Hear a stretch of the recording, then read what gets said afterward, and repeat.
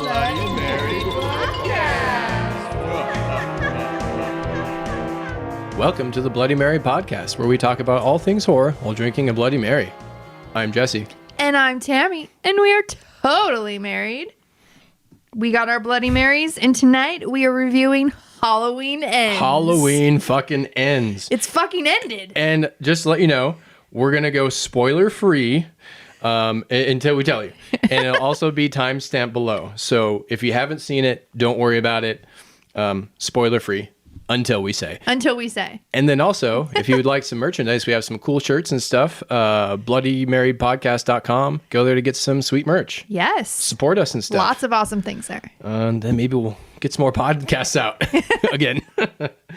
So spoiler-free stuff. So who wants to go first on what they thought of this film? Okay, just for some context, we just got back from the theater. We did. We haven't talked about it yet. We have no idea of what each other thinks about this film. No, and that is torture, by the way, to get in a car and not talk about it. Okay, so here we go. Me first, you first. What do you want to do? Go ahead. What did you think about Halloween Ends? I actually liked it. You liked it? I did too. I like this one. I did too. Look. No spoilers. Halloween Kills. I was so mad. I still get mad talking about that movie. It's not.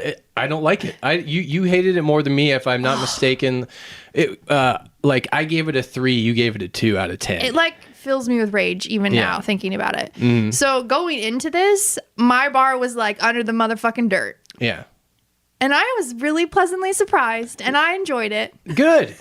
I did too. Look at that. We should go on a date or something. We should go on a date. Yeah, we have a lot in common. So, yes, I liked it. I went in with not as low expectations as you. I just went in normal. Right. And I was pleasantly surprised by a lot of this film. Me too. They do a lot of different things, and a lot of those different things really worked for me.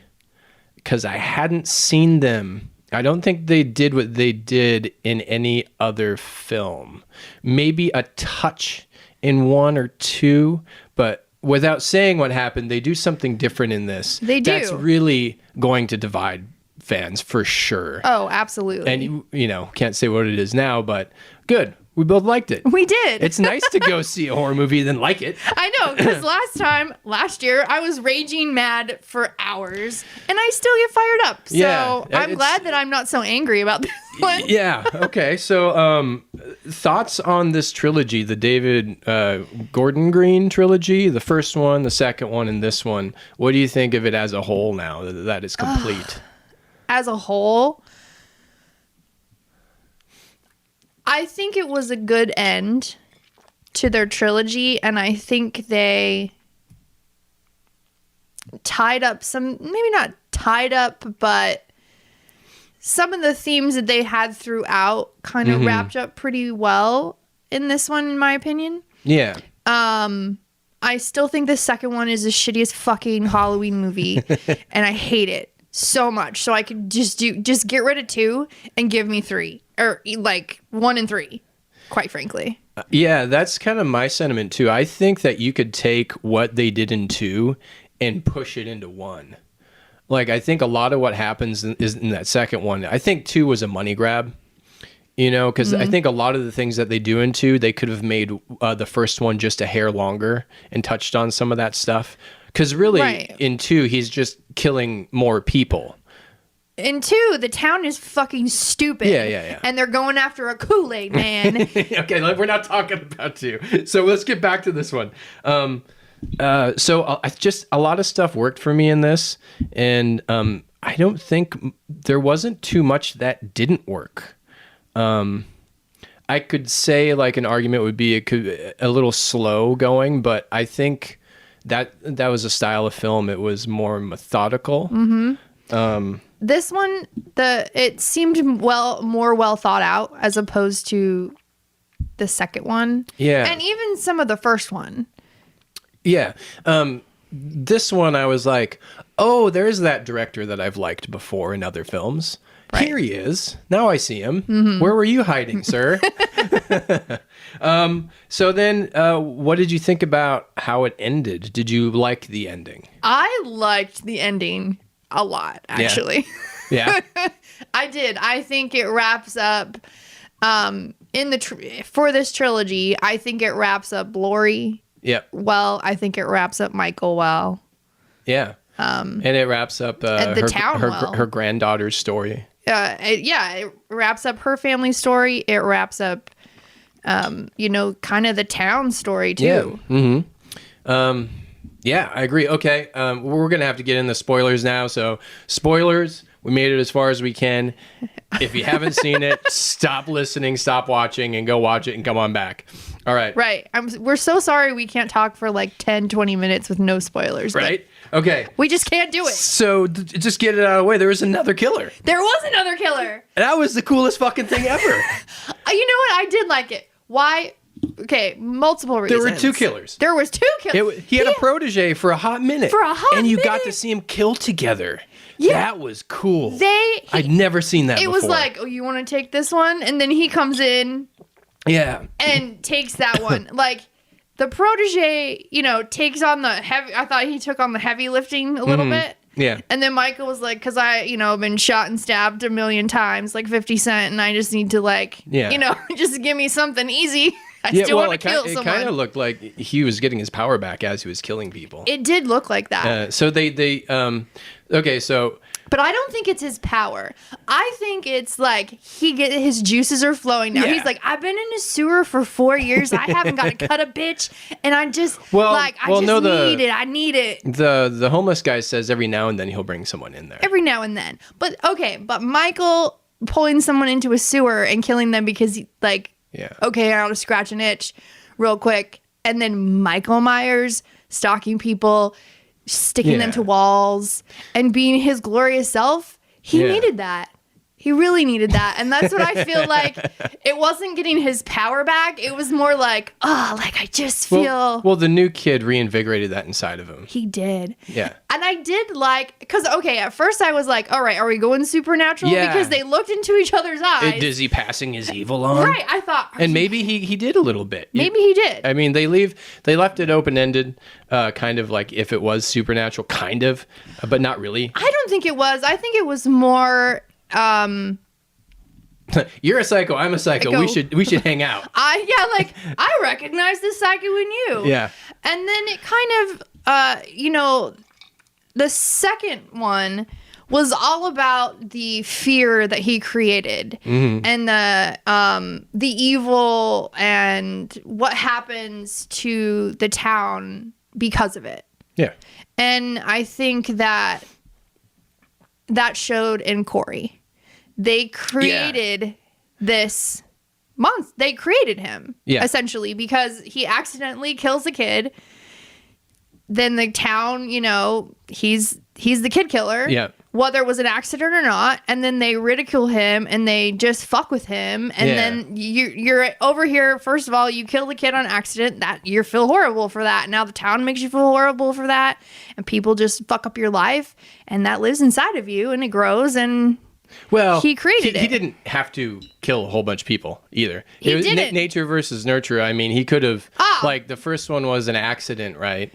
Nature versus nurture, but then you flash to his parents and his mom. His mom slapping him and kissing him. Slapping him and kissing him and like, where have you been? Yeah. Like, I just think it is the whole, like, is evil created? Is it born? Yeah, that's the whole conundrum of the film. Yeah, and I think they did that kind of pretty well. Yeah, I like that there was two of them. I don't really care about the reasons. It was cool just to see two of them going. I think watching them kill together was really cool. Like you feel it coming because you see they set it up, and then he's a mechanic, so you see him with that outfit on already. Right. But it was still really fun to watch. I like the slow pacing. I like this kind of modern love story, motorcycle romance with the daughter. I think that was really cool.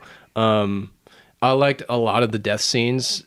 My favorite ones. I mean, the DJ one was great. The DJ one where he cuts his tongue off. Yeah, that was great. So there's good kills. But I really dig that they brought another person in and to be another killer, and then you don't really know where that's going to go. Right. Like, is one of them going to live? Are they going to team up forever? Is he going to become the new Michael Myers? But what ended up happening is now the Strodes took care of them both. Right. Well, and I think well, Jamie Lee kind of took care of them both. took care of them both. She was like, nah, we're stopping this right here. Right? It was She's like the ultimate, like, dad on the porch with a shotgun when, like, the girl brings the date home, but she just kills him. She was like, no, he's evil. Yeah. He's not. And she's like, no, I looked in his eyes. That kid's evil. Yeah. And then she, like, waited for him. And yeah, the whole suicide thing was fun too, where she faked it, and right. Yeah, it was cool. I liked it. So we should talk about how Michael ends. Yeah, he gets his shit wrecked. That was awesome. He gets stabbed, and he gets knifed. He gets stabbed in the hands, and she pins him down to the table. Pins him to the fucking island in her kitchen. Yeah. And just knife in one hand, knife in the other, pound, fucking tips through the fridge on him. Through the fridge on him, and then she's like, well, you're gonna die. Slices his fucking throat. Well, no. She stabs him in the chest. Stabs him in the and chest. Then she stabs him like in the kill an animal place by the heart. Right. And then she cuts his throat. And then he like grabs her. And then he gets loose still after all that shit. Yeah, because he rips his hand off, and then she's like, fucking do it. Just fucking do it. Just kill me. And then the granddaughter coming in and like snapping his fucking arm was pretty great. It's badass. Yeah. And then it goes further to where... Then he slits. They also slit his wrist. They slit his wrist. They slit his throat. They fucking just... I mean, it wasn't like slamming it. Like, he was dead. Like he was super like, dead. if he survived that, then it would have been supernatural. But then what I didn't expect after that was they strapped him to the car, and the whole town paraded him through town with the old school witch burning thing. Mm-hmm. Except it wasn't a burning. They brought him to the junkyard and threw him in a fucking meat grinder. And a fucking grinder. Yeah. That was a really cool scene. Yeah, I have to say. Yeah. I really enjoyed the sewer stuff. My favorite parts were when the kid discovered Michael, or the Michael discovered the kid, and that their bonding moments were super cool. Right? He was like, show me. And he holds the guy down while he watches him kill. And then he's like, that was awesome. That was fun. Maybe a complaint I would love to have seen more of that. Like, them duo killing? Yeah. Yeah.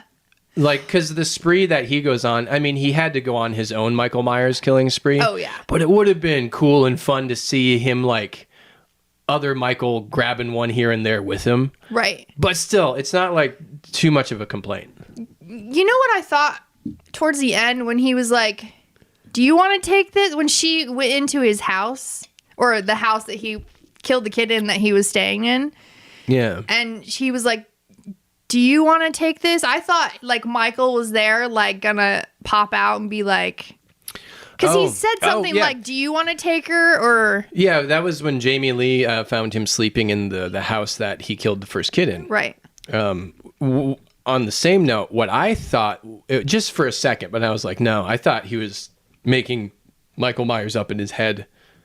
Oh. I thought like he was, saying, you want it? Like, I thought it was going to get into conversation. I thought it was going to start taking that route to where, he's just imagining Michael. Oh, I thought he was like hiding, and but he was like, you want to take her? But Or do you? He probably was. He was just hiding. He probably was hiding, and he just wasn't ready yet. Well, yeah, his daytime. He likes to kill at night for the most part. Right. Well, and I think the kid ended up pissing him off because he took his mask. Yeah, you don't take his mask. Like, kid, he got it back. I showed you how to kill people. Yeah. And this is what you take, the one thing that I cherish most in this world. Yeah, which, he's kind of a dick move going in and jacking his mask. Like, kid had his own mask, but I get it. You have to, like, he wanted the town to, like, not know it was him and what it was Michael. Right. I think that's why he did it. I imagine in that world you could have found Michael Myers masks everywhere. I'm sure it's a Well, not the one that was burned and like had mold on it. Mold and like, you know. So then like the original Michael Myers' lore is like he got fucked up and he just like hung out in the sewer for 4 years eating rats and drinking sewer water. And then random homeless people he would kill just to get that little tiny fix in. Yeah. While he recuperated. Yeah. So eating rats. So that's lore. He's been in the sewer eating rats in a few films. Right. That's four or five? Yeah, somewhere in there. And then I think in Resurrection he was eating rats in the basement of his house. Oh, yeah. I'm not certain on that one. Maybe. But I know he likes to munch down on some rats. He does. Taste it. Kills were cool. I was genuinely surprised at how much I liked this one. Me too. Because it was really cool. I liked the direction they went. And like I said, the director, I finally saw him direct. Right. Because it felt like he had to do Carpenter stuff in one. And then everyone was on acid on two. No one knew what the fuck was happening. I don't know. And then three, it was like, it felt like he got to make his movie. It seemed. Right. I still really hate two. It doesn't make two any better for me. I just want two to go away, quite frankly. You could watch one. I'm sure there's a cut you could make, a fan cut, where you can edit 1 and 3 together, and you can make a coherent film. Right. Yeah.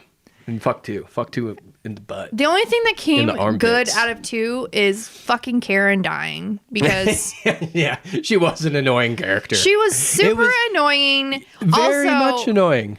Right? Her whole gently curb stomp with her fucking New Balance shoes. Just stop. Right. So, like, that was the best part of 2 for me. And the dynamic of just having the granddaughter and grandma together was much more interesting, and it felt much more natural. It did. In the films and as actors. It didn't feel like that actress jived well with the films. If that makes sense. I forget her name. Judy Greer. Yeah, Judy Greer. Yeah. She's a good actress, but I don't know. I was just happy that she died. Yeah. So yeah, no, it was cool. I liked the pacing. I liked the film. I liked the twist of I liked that it was like a new killer. That was really cool. It's kind of sad to see the new killer go. Well, he took his mask. If he didn't take his mask, he probably would have just let him continue. Well, he killed himself, right? With the knife. Oh yeah, he did kill him. Well, he was still alive, and then Michael came and broke his neck. Yeah, because that's what you get. I taught you stuff. We killed together, and you stole my mask. You know, we didn't see it in movie rules. Off screen. That was an off screen kill. No, it was not an off screen kill. Okay. He walked up. Oh yeah. Okay. Yeah. No, he did do that. Took his mask back, put it on. Yeah. And then he went after Jamie. Yeah. And then she was fucking badass. Yeah. She was super badass. Yeah. Yeah. More badass than she's more when badass she hid in the house in the woods in the first in her one. trap. Well, the difference is her character journey is she was not scared anymore. In one, she was still scared. She was terrified. Yeah. And in this one, she's had 4 years to heal, and she's not scared anymore. Right. And I really like the after she did therapy. After effects of the town folk. You get to see some of that. Like the one lady who got the fluorescent light bulb to her neck survived.